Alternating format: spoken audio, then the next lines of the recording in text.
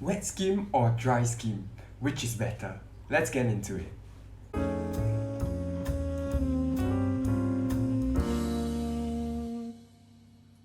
Hey yo Reef fam, so welcome back to another episode of Tell the Truth Thursday, where I talk about reef topics and I share with you how I feel about it, or information that I wish I could find online but struggled to find.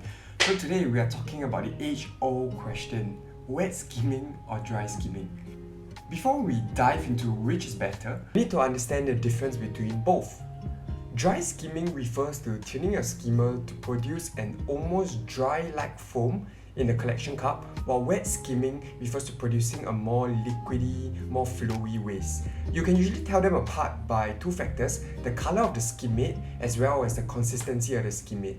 Of course, what is dry and what is wet varies from person to person in terms of how they look at it, but a rough gauge of a dry skim would mean that you need to empty your skimmer cup every 1 to 2 weeks. As for a wet skim, it is generally said to be wet when you are required to empty your skimmer cup once every 3 to 5 days.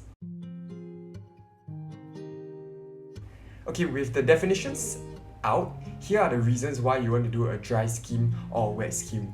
Before we go into it, it would be super helpful if you could like this video and subscribe to my channel. It will go a long way to helping me and supporting me. Alright, let's get into it. So the first reason for wet skimming is that you want to take out more water out of the tank. So people believe that by taking out more water out of the tank through skimming, you'll be able to remove more nutrients out of the tank. And that means a better nutrient export. Sometimes some people do a super wet skim while opening the drain line for the purpose of doing a water change rather than taking the water straight out of the display tank. While it makes sense in theory, I don't think a wet skim does remove organics out of the water more effectively than a dry skim. The second reason to do a wet skim is to reduce the amount of sludge on the neck of the skimmer. So don't get this mixed up, the part where the skimmer cup connects with the body of the skimmer often gets built up, and this area is called the neck. In order to clean the neck, you need to remove the whole skimmer, and that means a greater amount of maintenance needs to be done. And generally speaking, the more complex the maintenance, the less likely it is for us to do it. So allowing a wet skim means that you will not need to take out the skimmer out of your sump to clean the neck of the skimmer. The third reason for a wet skim is to remove medication. When dosing medication into the tank, many of the manufacturers will recommend that you turn off the skimmer. This is because the skimmer will remove the medication from the tank. So doing a wet skim after the treatment of the tank will make sense to help remove the medication quickly while doing a water change. Moving on to dry skimming. The first reason to do a dry skim is that the collection cup fills up slower, which means that you have lesser maintenance to do in the week. For some people, they try to tune their skimmer so that they only need to empty it once a week. So as they do their weekly water change, they clean the skimmer cup as well, all in one session, and by doing so, you actually do save your time.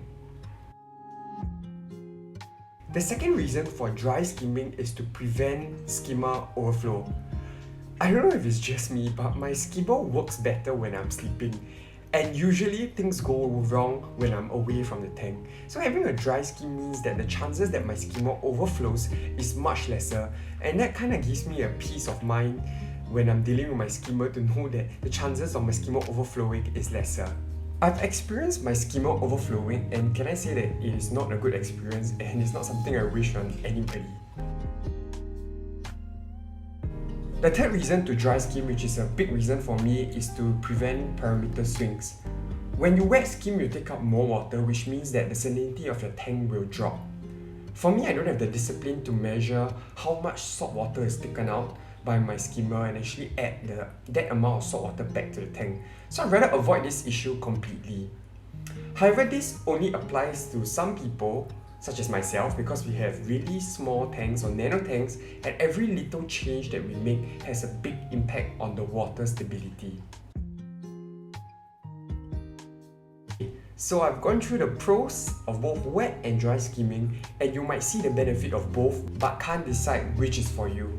So in order to decide, you can ask yourself these three questions. The first question is, how much nutrients do you want to shoot from the tank? If you're looking to do a mini water change with a skimmer, then having a wet skim is for you. If not, do a dry skim. The second question is how much maintenance are you willing to do? If you're willing to empty the skimmer cup every few days so that you do not have to clean the neck of the skimmer as often, do a wet skim. If not, do a dry skim. Finally, what size tank do you have? If you have a nano tank like me and want to keep stability in your tank as much as possible, then do a dry skim. If you have a large tank, then do a wet skim. To wrap up, I don't believe that having a wet or a dry skimming is a make or break for your reef tank, but more of a personal fine-tuning, so don't pull your hair out over this. Try a wet skim or a dry skim and see how that works for you. With that, I think I'll end my video right here. Let me know what you do in your tank. Are you a team wet skim or team dry skim? Alright, thank you for watching. Stay safe, love your tank. Till next time, see ya!